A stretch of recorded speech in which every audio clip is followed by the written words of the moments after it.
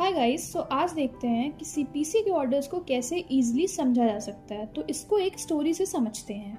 अब हर केस में दो पार्टीज तो होती ही हैं, एक हो गया प्लेंटिफ एंड एक हो गया डिफेंडेंट, और इन दोनों पार्टीज के बीच में है डिस्प्यूट।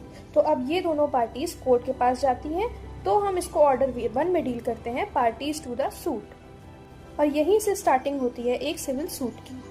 अब आप कोर्ट में क्या लेके जाओगे? सूट लेके जाओगे, और यहाँ से हम जा रहे हैं फ्रेमिंग ऑफ ए सूट पर। अब सूट क्या होता है? जब एक पार्टी किसी दूसरे पार्टी के अगेंस्ट में लीगल एक्शन लेके जाती है, उसको कहते हैं हम सूट, जो दिया गया है ऑर्डर 2 में, that is framing of suits. अब पार्टीज हैं तो वो अकेले तो अपना केस फाइल नहीं कर देंगी, उनको ज़रूरत होगी किसी प्लीडर की या फिर वकील की। तो उसके लिए हमारे पास है ऑर्डर 3, जो कि है रिकॉग्नाइज्ड एजेंट्स एंड प्लीडर्स, जो कि आपको हेल्प करते हैं अपना सूट फाइल करने में। अब जब हम वकील हायर करते हैं तो हम उसको अपनी सारी प्रॉब्लम्स बताते हैं कि हमें क्या रिलीफ चाहिए, हमारा कौन सा राइट वायलेट हुआ है। बट अब ये बात कोर्ट तक कैसे पहुंचेगी? वो पहुंचेगी प्लेंट के जरिए। अब उस प्लेंट में कुछ इम्पॉर्टेंट स्पेसिफिक डिटेल्स लिखी जाएंगी जो हमारा मैटर इन इशू है, और उसको एडवोकेट लिखकर कोर्ट में सबमिट कर देंगे। तो यहाँ से हम चले गए इंस्टीट्यूशन ऑफ सूट। जो सूट हमारा वकील ने एक प्लेंट में लिखा है, उसको वो इंस्टीट्यूट करेगा, that is order number 4।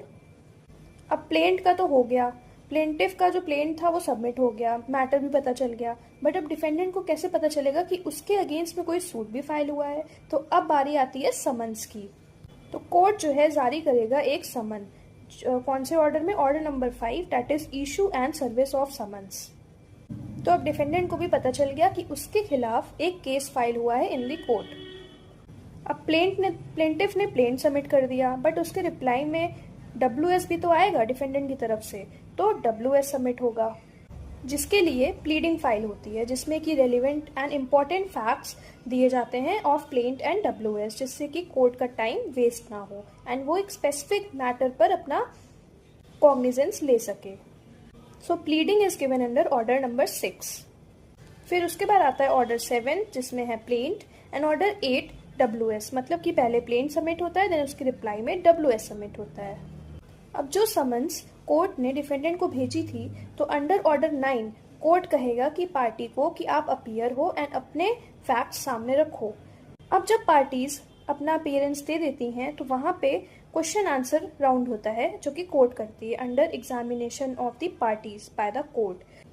So after examining the parties, now court की बारी आती है कि वो सारे फैक्ट्स को अच्छे से समझे एंड इश्यूज फ्रेम करे, जिसके लिए कोर्ट को डॉक्यूमेंट्स मंगवाने पड़ेंगे from the parties for more clarification of the case.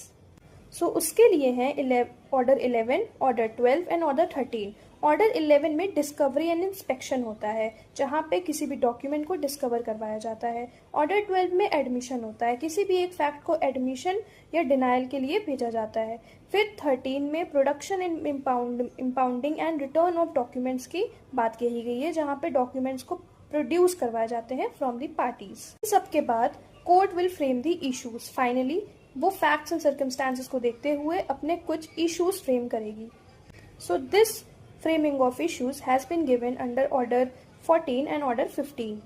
अब जब सारे इश्यूज फ्रेम हो गए, उसके बाद बारी आती है विटनेसेस की। तो जैसे डिफेंडेंट को बुलाने के लिए समन्स भेजा गया था बाय द कोर्ट, वैसे ही विटनेसेस की प्रेजेंस के लिए समन्स दोबारा से भेजे जाएंगे विटनेस को। सो यहाँ से आता है ऑर्डर नंबर 16, जहाँ पे विटनेस को बुलाया जाता है बाय समन्स। अब बारी आती है हियरिंग की, क्योंकि विटनेसेस भी आ चुके हैं। तो अब जब डेट फिक्स हो जाती है, मान लीजिए उसको बढ़ा के कब कुछ और डेट दी जाती है, तो उसके बाद में आ जाता है ऑर्डर 17, 18 एंड 19। दैट इज कि एक डेट फिक्स की गई, बट उस पर अगर पार्टीज विटनेसेस नहीं प्रेजेंस होते हैं, तो उसमें अंडर ऑर्डर 17 एडजॉर्नमेंट हो जाएगा, that is order number 17। So now एक नेक्स्ट डेट लगाई जाएगी जहाँ पे पार्टीज या फिर विटनेसेस को प्रेजेंट होना होगा, तो that is order number 18, that is hearing of the suit and examination of the witnesses. So now अब पार्टीज का एग्जामिनेशन जब चलता है, तो parties can give their affidavit for proving their evidences. So here comes order 19, affidavit. इतने सब के बाद फाइनली बारी आती है कि जजमेंट पास हो जाएगा by the court. So here comes the order 20, judgement and decree.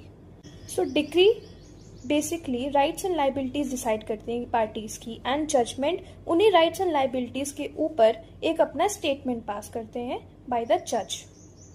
So order 1 से लेके 20 तक कैसे एक जजमेंट या डिक्री पास होती है ये हमने देखा। आगे के वीडियो में हम इसके आगे के ऑर्डर्स को कवर करेंगे। Thank you so much.